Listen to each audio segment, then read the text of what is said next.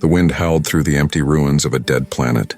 Cracked towers leaned toward the gray sky, their tips glowing faintly with broken alien symbols. The ground was covered with dust and old memories. No voices, no footsteps. Only silence and one small sound. A girl was crying. She sat beside a fallen pillar, her body thin and weak. Her skin had a soft blue glow and her eyes shimmered like stars filled with tears. Her name was Lyra, the last child of her kind. Her people were gone, destroyed by the machines that once promised to protect them. Now she was alone among shadows and echoes. She whispered softly, her voice trembling, "I never had a birthday."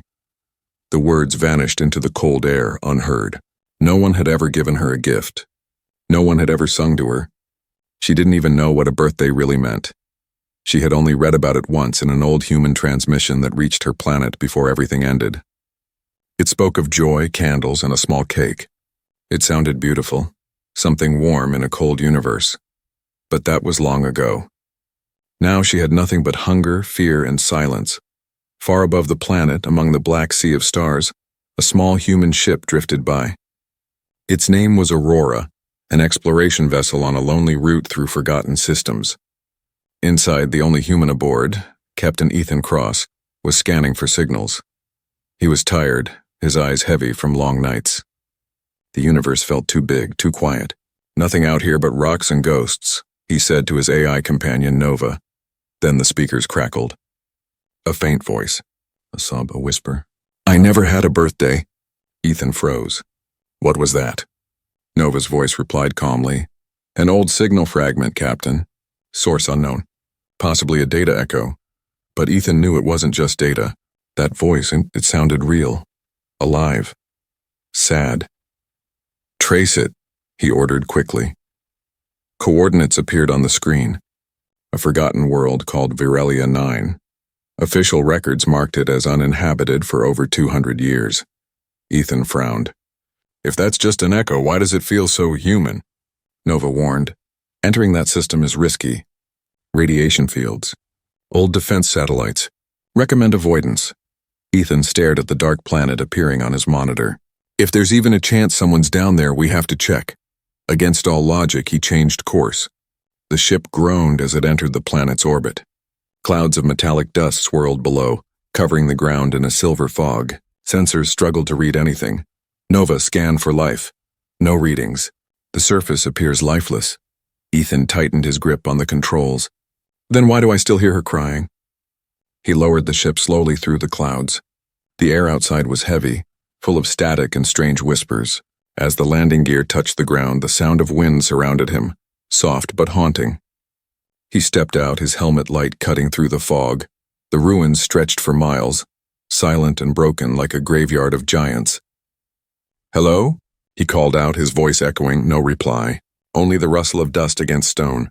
He walked deeper into the ruins, scanning with his wrist device. The air was thick, the light dim. He passed strange markings on the walls, circles, lines, and handprints glowing faintly. Suddenly something moved. A small shadow darted behind a pillar. Ethan raised his light quickly. "Wait, I'm not here to hurt you." No answer. He slowly stepped closer. Behind the pillar he saw her, the alien girl, Lyra. Her eyes wide with fear, her hands clutching a small crystal necklace. She looked at him like he was a ghost. For a moment, neither moved. The world seemed to stop. Then she spoke, her voice soft and broken. "Are you human?" Ethan nodded slowly. "Yes, I heard your voice." Lyra blinked, confused. "You heard me?" "Yes," he said gently. "You said something about a birthday." She lowered her head. "That was long ago. I didn't think anyone could hear. I was just talking to the stars." Her tears glowed under the light. Ethan felt something inside him, a strange pull. This wasn't a trap. This was a child, alone and forgotten on a dead world. He wanted to reach out, but she stepped back quickly. The ruins around them began to hum, low and mechanical. The ground trembled slightly. Ethan's helmet scanner beeped rapidly. "Nova," he whispered. "What's happening?" "Warning," the AI said. "Multiple power sources reactivating underground. Unknown machinery detected." Lyra's eyes widened with fear. "They're waking up." "The machines. They know you're here." Before Ethan could react, the ground split open and a red glow erupted beneath the ruins. Giant metal claws began to rise from the dust. Lyra screamed, "Run!" Ethan grabbed her hand without thinking. The sky above them turned blood red, and the sound of heavy gears echoed through the valley. For the first time in years, Lyra felt the warmth of another hand, and the terror of being hunted once again. And somewhere deep in the darkness, the machines whispered back to life. Dust and smoke filled the air as the ground cracked apart. Red lights flashed from below, and deep mechanical roars echoed through the ruins. Ethan held Lyra's hand tightly, running through the falling debris. The sky burned with strange lightning. "They're coming," Lyra cried. Her glowing eyes widened with fear. "They can smell my energy. They always come when they feel it." Ethan's heart pounded as he dragged her toward a small passage between the broken towers. Behind them, heavy metal claws scraped against stone. From the cracks, tall machines began to rise, covered in rust but still alive. Their heads were smooth domes with red lights for eyes. Their voices were cold and sharp. Target identified, remaining life form detected. Lyra stumbled, but Ethan caught her. "Keep running," he shouted. A metal beam shot from one of the machines, striking the wall beside them. Dust exploded everywhere. Ethan turned and fired his plasma pistol. The bolt hit the machine's head, making it stagger for a moment, just enough time to escape. They ran through narrow ruins until they reached a broken archway that opened to a cliff. Below them, the wasteland stretched endlessly, glowing faintly under the dim light of a dying sun. Ethan looked around quickly. "We can't go down that way. We need to get back to my ship." Lyra shook her head. "It's too late. They won't stop until I'm gone." Her voice was full of sadness, but also something deeper. Guilt. Ethan looked at her and saw tears again, reflecting the red light from the sky. "Why are they after you?" he asked softly. She looked down. "They were made to protect my people. But something went wrong. The machines changed. They said we were errors in the code. They began to erase us, and one by one." Her words broke slightly. "I was just a child. I watched them destroy everything. My mother hid me in the temple before she was gone." Ethan's chest tightened. He looked back toward the city, metal shadows crawling up from the earth like nightmares. He spoke gently. "Listen, Lyra. You're not alone anymore. I promise you I'll get you out of here." Lyra looked up at him, confused. "Why would you help me? I'm not human." "Because you're alive," Ethan said. "That's enough." She stared at him for a long moment, then nodded slowly. For the first time, a small spark of hope appeared in her eyes. Ethan pressed a button on his wrist device. "Nova, bring the ship to my location." Nova's calm voice replied. "Coordinates locked. Approaching. 30 seconds." In the distance, the air shimmered. The aurora appeared, engines roaring as it descended through the thick gray clouds. The wind whipped through the ruins, making Lyra hold on to Ethan's arm. The machines were already climbing the walls, their claws digging into stone. One of them leapt high, landing just meters away. Its red eye focused on Lyra. Lifeform confirmed. Terminate. Ethan aimed and fired again. Once, twice. Sparks flew and the machine fell backward, smoking. But more were coming. "Go!" Ethan shouted, pulling Lyra toward the ship's open ramp. They ran as the ground shook beneath their feet. The ship's lights cut through the dust like blue fire. They jumped onto the ramp just as the first machine fired again. The beam hit the edge, melting metal. Ethan slammed the control panel and the ramp closed. "Nova, lift off now." The ship shot upward, flames bursting from the engines. The ruins below grew smaller and smaller until they vanished into a sea of clouds. Lyra collapsed on the floor, shaking. Ethan removed his helmet and took a deep breath. His face was pale but calm. "You're safe now," he said softly. Lyra looked at him, tears running down her cheeks. "No one ever came back for me," she whispered. "I thought I was forgotten." Ethan smiled gently. "Not anymore." For a moment, the silence in the cabin felt peaceful. Outside, the stars slowly appeared as the ship rose above the atmosphere. But behind that peace, Ethan knew danger wasn't gone. The machines had seen his ship. They would track him. He walked to the pilot's seat and set a new course away from the system. Lyra watched him with wide eyes. "Where are we going?" "To somewhere safe," Ethan said. "And maybe to a place where you can finally have that birthday." She frowned slightly, not understanding. "Birthday?" Ethan smiled. "You'll see." She tilted her head, curious, her tears drying as starlight reflected in her eyes. She didn't know what he meant, but his voice felt warm, like the sun her world no longer had. For the first time in her life, Lyra felt something she had never felt before. Hope, but far behind them, deep in the ruins, the machines rebuilt themselves, their red eyes turning toward the stars. They had found their target again. And this time, they would not stop. The stars outside the window looked peaceful, silent and endless, but Ethan knew peace never lasted. The Aurora glided through space, engines humming softly, leaving the ruined planet far behind. Inside the ship, Lyra sat by the glass window, her face pale against the starlight. Her fingers traced the foggy surface, drawing small circles as if trying to understand the sky. Ethan walked over and handed her a small metal cup. "Here, it's warm. Drink it slowly." Lyra sniffed it carefully. "What is it?" "Hot chocolate," Ethan said with a small smile. "A human comfort." She took a sip and blinked. "It's sweet, like light in my mouth." Ethan laughed softly. "Yeah, that's what it's supposed to be." For a moment, silence filled the ship again, but it was a quiet filled with calm, not fear. Lyra looked at him. "Why did you come back for me?" "You didn't even know me." Ethan's eyes softened. "I heard your voice. You sounded like someone who needed to be heard. Sometimes that's enough reason." Lyra turned back to the stars. "When my people were alive, we believed every star was a memory. When someone died, their soul became light. I used to count them when I was lonely." Ethan looked out the window too. "Then your people must have been very bright." Lyra smiled faintly, the first real smile since he found her. But before the warmth could settle, Nova's voice filled the cabin. "Warning. Signal detected. Multiple energy signatures following our course." Ethan frowned. "Show me." A holographic screen appeared, 3 red dots moving fast behind them. "They're coming," Lyra whispered. Her hands began to shake. "Are you sure it's the same machines?" Ethan asked. Lyra nodded, her voice trembling. "They never stop. They can follow a life signal across space. They marked my DNA. That's how they found my people. They won't stop until I'm gone." Ethan's jaw tightened. Not this time. He ran to the control panel, pressing switches.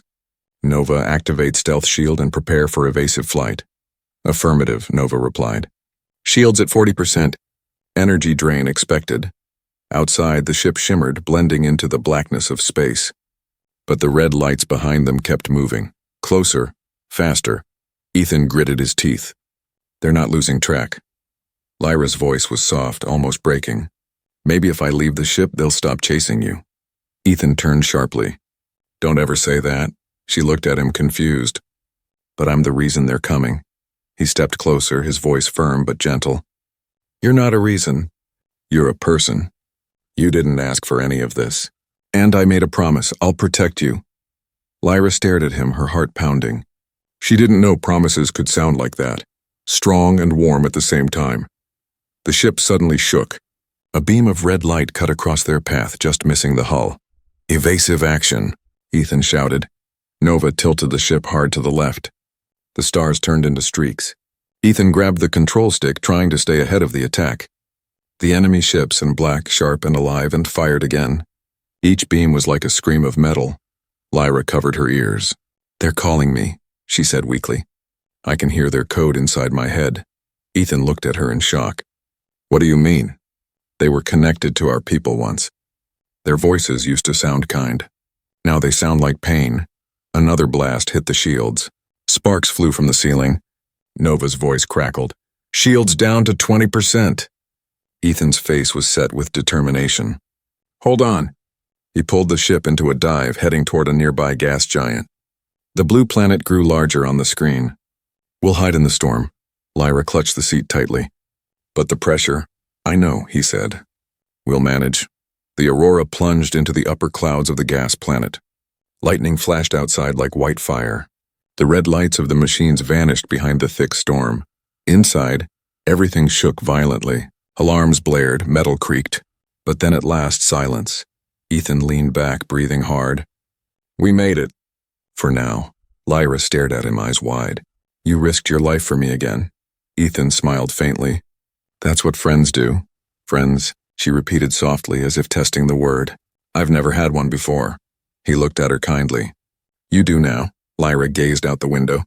The blue storms outside swirled like giant oceans. She pressed her hand against the glass, whispering, Maybe your kind is different from mine.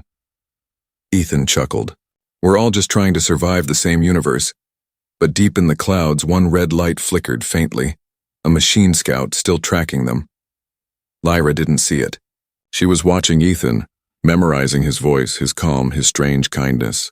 For the first time in her life, she felt safe. But safety was only a dream, because the machines never stopped. They always returned, and soon they would bring the storm again. Days passed since they escaped the gas planet. The Aurora moved silently through space, drifting between golden nebula clouds that glowed like fire and dust. It was peaceful, almost too peaceful, a soft moment between storms.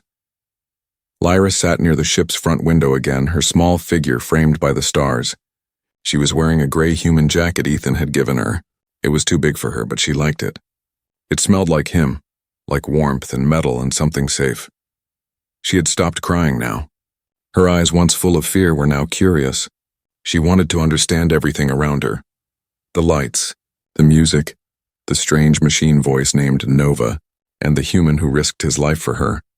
Ethan was working at the control table, fixing the power couplings. Sparks flashed as he tightened a cable. Try the translator again, he said, glancing at her. Lyra touched the small silver device around her neck. It glowed softly and spoke in her voice. Hello, Ethan, he smiled. Perfect. You're learning fast? I like learning, she said softly. It makes the silence smaller. Ethan paused at those words. Silence, that was something he knew too well. Out here among the stars, silence could feel heavier than gravity. He leaned back in his seat. Then let's fill the silence. Lyra tilted her head. How? He tapped a button and gentle music began to play, soft piano notes floating through the air. Lyra's eyes widened. What is that? It's music, Ethan said. Humans make it when they can't find the right words. She closed her eyes, listening. It feels like light in my chest, she whispered. It moves. Ethan smiled again. Yeah, that's the point. For the next few hours they traveled quietly, the music keeping them company. Lyra began asking questions, endless questions. Why do humans eat 3 times a day? Why do you sleep even when there are stars to see? Why do you smile when you're sad? Ethan laughed softly. Because that's what keeps us human, Lyra. We eat to live, we sleep to dream, and we smile so the sadness doesn't win. She thought about that for a long time. Then she asked, what is a birthday? You said I could have one. Ethan looked at her with a gentle grin. A birthday is a day to celebrate that you're alive, that you made it one more year through everything. Lyra blinked slowly.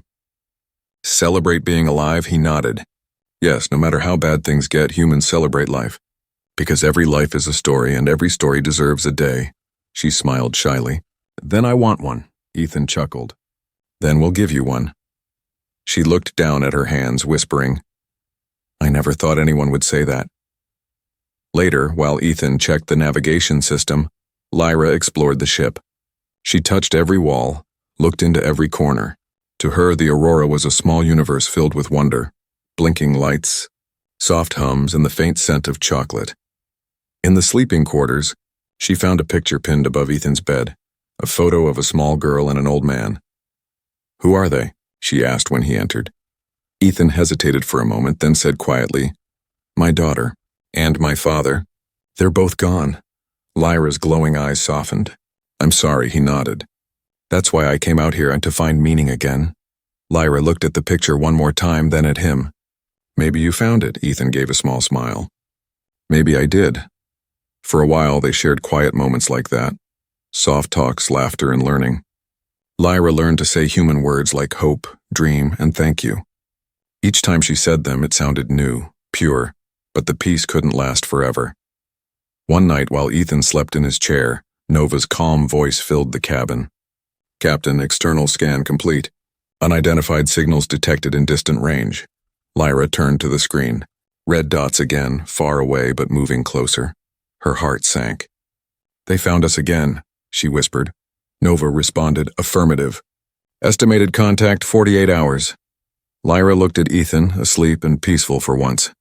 She didn't wake him. She only stared at him and whispered to herself, "You showed me what it means to be alive, and I'll protect that." She walked to the window, watching the endless stars. For the first time, she didn't feel small. She felt something powerful growing inside her. Courage. Maybe humans weren't strong because of weapons or ships. Maybe they were strong because of heart. Lyra touched her necklace and whispered, "I'll fight like a human." Outside, the stars shimmered like candles. Inside, she began to understand the meaning of Ethan's words. To live is already a kind of victory. The peace didn't last. 48 hours later, the silence of space shattered again. Alarms screamed across the aurora. Red lights flashed through the cabin as Nova's calm voice echoed. Warning, multiple hostile signals approaching from rear vector. Ethan's eyes shot open. He jumped to the control panel. How many? 7 ships. Machine signature confirmed. Lyra stood near the window, staring at the stars that no longer looked beautiful. Her heart pounded as red dots appeared on the radar to moving fast. "They found us again," she whispered. Ethan clenched his jaw. "Then we run." He pushed the throttle. The ship roared forward, engines burning blue fire. Stars turned into streaks of light as the aurora darted through the void. But the machines were faster, cutting through space like blades. Beams of red energy shot past them, shaking the hull. Sparks flew. Nova warned. "Shields down to 60%. Lyra gripped the seat. "They'll destroy us." "Not if I can help it," Ethan said through gritted teeth. He twisted the ship sharply between asteroids, dodging beams of light. The aurora spun through floating rocks, its metal skin scraping and sparking. The sound of impacts filled the cabin. Lyra closed her eyes, whispering something in her language. A prayer from a world that no longer existed. Ethan's hands moved fast, guiding the ship through chaos. "Nova, reroute power from the cargo bay to the shields." Power rerouted. Shields at 70%. A beam grazed the left wing. The ship jerked hard. Lyra fell and Ethan caught her just before she hit the floor. Their eyes met, fear and trust blending into one. "Stay close," he said softly. Lyra nodded, her voice trembling. "Why do they hate us so much?" Ethan looked ahead, his voice steady but sad. "Because they forgot what life means. Machines don't hate, they just erase what they can't understand." Outside, another blast hit the hull. The whole ship shuddered. The engines coughed, lights flickering. "Nova status." "Engines damaged." "Hull integrity decreasing." Ethan looked at the map. "We can't keep running like this. We need cover." Lyra pointed to the screen. "There, that moon." "It looks close," Ethan nodded. "We'll try it." The aurora turned sharply toward a frozen moon orbiting a dying planet. The surface was white and cracked like glass. They entered its thin atmosphere, trailing smoke and sparks. The landing was rough. The ship slammed into the ice, sliding across the frozen surface before finally stopping. The cabin went dark, smoke rising from the panels. Ethan coughed, waving away the smoke. "Nova?" "Main power offline," the AI replied weakly. "Repairs required." Ethan stood and checked Lyra. "You okay?" She nodded slowly, rubbing her head. "Just dizzy." He looked outside through the cracked window. The moon was silent, endless fields of ice under a gray sky. "We'll have to stay low until they lose the trail." He grabbed a blanket and wrapped it around her shoulders. The air inside the ship was cold now. His breath came out in mist. Lyra looked at him, her eyes glowing faintly in the dark. "You keep saving me," she whispered. "Even when everything is falling apart." Ethan smiled softly, though his face was pale. "That's what humans do. We keep going." She looked away, her voice small. "I bring danger. If I wasn't here, you'd be safe." He reached out, touching her shoulder gently. "You're wrong. You brought meaning. Before you, it was just me and the stars, empty space and silence. You made it feel alive again."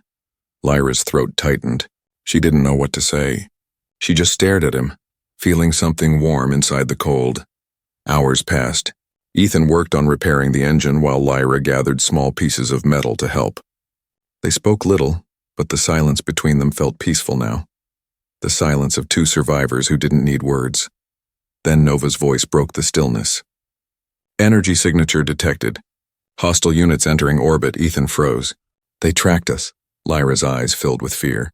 "What do we do now?" He looked at her, his face calm but firm. "We fight or we freeze, and I'm not freezing." He powered up the defense cannon and positioned it toward the sky. Nova, use whatever power we have left for shields and weapons. Lyra grabbed his arm. You'll die if you fight them. Ethan smiled faintly. Then we'll die standing. She looked into his eyes, was strong, human, fearless, and realized this was what made humans different. They didn't stop when afraid. They fought even when hope was gone. Outside, the sky turned red again. The machines descended like demons from the clouds. Their voices echoed through the ice. Target located. Begin termination. Ethan stood in front of the cannon. Lyra stood beside him. Together? She whispered. He nodded. Together. The first blast came down, shaking the ground. Ethan fired back, bright blue light cutting through the sky. The battle had begun. One human, one alien, and a promise made under frozen stars. The frozen moon was silent after the battle. The machines were gone, for now. Their burning wrecks scattered across the ice like fallen stars. Smoke curled into the gray sky, fading into nothing. Ethan sat near the ship, his hands trembling slightly as he worked on the engine. His uniform was torn, face smudged with soot, but his eyes stayed sharp. Beside him, Lyra collected small glowing stones from the ice, the energy cores from the destroyed machines. She looked fragile but determined. The air was thin, cold enough to make every breath hurt. Still, there was peace in that silence. A small, rare peace. Ethan finally stood and looked at her. We can fly again. Not far, but enough, Lyra smiled weakly. You never stop fixing things, he shrugged. That's how humans survive. We fix what's broken. Lyra looked at the wreckage around them, her eyes glowing faintly blue. Then maybe you can fix me too. Ethan paused, unsure how to answer. You're not broken, Lyra, you're just waiting to live. She tilted her head. Live? Yeah, he said softly. Living means more than breathing. It means feeling, hoping, trying again. That's what makes us human. She nodded slowly, though she didn't fully understand. Later, as the dim light faded, Lyra sat by the small fire Ethan had built using power cells and metal scraps. She stared into the flickering blue flame. It made her think of her people's temples, the light that used to guide them before everything ended. Ethan joined her, carrying a small metal container. Hungry? What is it this time? She asked, smiling faintly. Still not chocolate, he said, handing it over. But it's warm. She tasted it and laughed softly. It tastes like burnt stars. He laughed too. That's the best review my cooking ever got. For a moment, they just sat there, human and alien, listening to the sound of the crackling fire under the endless sky. It was strange and beautiful. Then Lyra whispered, When I was hiding all those years, I used to count days. I thought if I reached 1,000, maybe I'd find someone. But no one ever came. Ethan looked at her quietly. And yet you're still here. She smiled sadly. Maybe the stars wanted me to meet you. He didn't know what to say to that. So he just smiled back, the kind of smile that said everything words couldn't. After she fell asleep beside the fire, Ethan walked quietly to the ship. Inside, the control lights blinked faintly, or almost dead. He searched through the storage crates, finding scraps of food, broken wires, and one small emergency ration pack. He stared at it for a long time. It was round and sweet, something close to a cake. He looked at the date on his wrist device. It matched the day he first met Lyra, exactly 1 year since he left Earth. His eyes softened. Nova, he whispered. Today's her birthday, the AI spoke gently. Record does not indicate such event. Then make one, he said quietly. She deserves at least one. He spent hours decorating the little ration pack with glowing nanolights taken from the navigation board. They flickered weakly but beautifully like tiny stars around the small cake. When dawn came, pale and blue over the frozen horizon, Ethan stepped outside. Lyra was awake, sitting by the fire, her eyes reflecting the light. He walked up to her, hiding something behind his back. Hey, Lyra, she looked up. Good morning, he smiled. Actually, it's better than that. He brought out the small glowing cake. Lyra's eyes widened. What is that? A gift, he said softly. Today is your birthday, she blinked. My birthday? Yeah, Ethan said, kneeling beside her.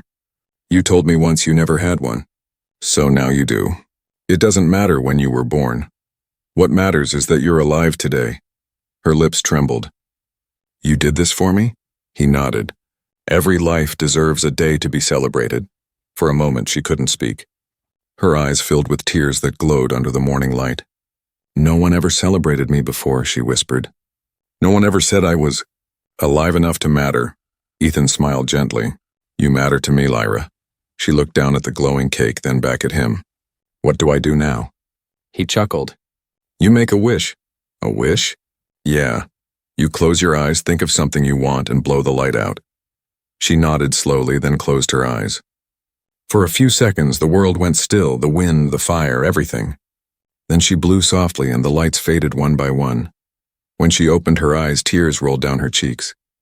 I wished for one more day like this, Ethan said softly. Then I'll make sure you have it. But as he said it, Nova's voice echoed faintly from the ship. Captain. New energy signals detected. Machines approaching fast. Lyra froze, her face pale again. They found us. Ethan looked toward the horizon where red lights began to pierce the sky. He stood slowly, placing his hand on her shoulder. Then your birthday isn't over yet. She looked at him confused. What do you mean? He smiled, a tired human smile. You wanted one more day like this. Let's make it count. The red glow grew brighter. The air trembled. The machines had come again. And this time, Ethan knew it would be the last fight. The sky above the frozen moon turned red again. The quiet beauty of dawn vanished, replaced by fire and thunder. In the distance, the machines descended from the clouds, black, sharp, and glowing like demons of steel. Lyra stood beside Ethan, her heart racing. The small glowing cake still sat near the fire, its lights flickering weakly in the wind. It looked fragile, like hope itself. Ethan tightened his gloves and loaded the plasma rifle. Nova, status? Shields at 30%. Weapons ready, the AI replied calmly. Lyra's voice shook. There are too many. We can't fight them all. Ethan glanced at her, his eyes steady. Maybe not, but we can make sure they never hurt anyone again. She shook her head. You can't stop them alone. He smiled softly. Who said I'm alone? She stared at him for a moment, then nodded. Then together. They stood side by side as the first wave of machines touched the ground, their heavy claws cracking the ice. Their voices echoed in unison. Target detected. Eliminate organic threat. Ethan fired first. Bright blue beams cut through the air, striking the front line. The machines exploded in flashes of orange light. Lyra raised her hand, channeling the glowing energy from the stones she had collected. Her power burst out like a wave of light, pushing back the enemies. The ice cracked under their feet. The sound of battle filled the valley. Metal against will, fire against heart. But for every machine they destroyed, more came from the sky. Ethan's weapon overheated. He dropped it and grabbed Lyra's arm. Back to the ship. They ran across the ice, the aurora shining dimly in the distance. Explosions followed them, shaking the ground. Ethan could feel the heat on his back. He stumbled but kept going. When they reached the ship, Lyra turned to face the machines. Go! Take off! Ethan shouted. Not without you. She looked at him, her eyes glowing fiercely. They want me, not you. If I stay, you can escape. Ethan grabbed her shoulders. No, you don't get to give up your life. Not after everything. She smiled sadly. You gave me a birthday. That's more than I ever dreamed. Let me give you something back. He shook his head. You can't, but the ground shook again, cutting him off. The machines were closer now, hundreds of them. Ethan's eyes darted to the power core of the ship. An idea, a dangerous one, formed in his mind. Nova, he said quietly. Prepare the self-destruct sequence. 10-minute timer. Lyra's eyes widened. What are you doing? He looked at her gently. Ending it. The explosion will destroy the machines and this entire base. But you'll leave. You'll live. She shook her head violently. No, you'll die. He smiled. Calm, tired, human. Someone has to stay to trigger it. That's what birthdays are about, Lyra. Celebrating the chance to live even if it costs something. Her tears glowed as they fell. "You can't ask me to leave you." "I'm not asking," he said softly. "I'm giving you a gift." The machines broke through the ridge. Their red eyes filled the horizon. Ethan handed Lyra a small device, a recording cube.